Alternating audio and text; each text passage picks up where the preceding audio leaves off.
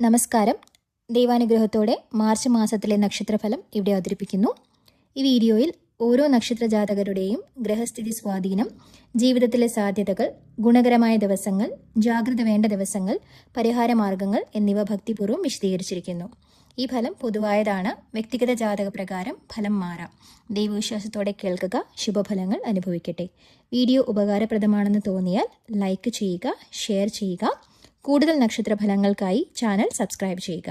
ദൈവാനുഗ്രഹം എല്ലാവർക്കും ഉണ്ടാവട്ടെ. ചിത്ര നക്ഷത്രം ഈ മാസം കുജന്റെ സ്വാധീനം കൂടുതലുള്ള സമയമാണ്. മാറ്റങ്ങൾ ഉണ്ടാകാം. തീരുമാനങ്ങൾ ശ്രദ്ധാപൂർവം എടുക്കണം. ജോലി മേഖലയിൽ പുതിയ ചുമതലകൾ, കുടുംബത്തിൽ ചെറിയ ആശയവിനിമയ പ്രശ്നങ്ങൾ, ആരോഗ്യത്തിൽ ശ്രദ്ധ വേണ്ട മാസമാണ്. ചൊവ്വാഴ്ച സുബ്രഹ്മണ്യ സ്വാമിയുടെ പ്രാർത്ഥന നടത്തുക. ഗുണകരമായ ദിവസങ്ങൾ 5, 14, 23. ജാഗ്രതാ ദിവസങ്ങൾ 8, 17.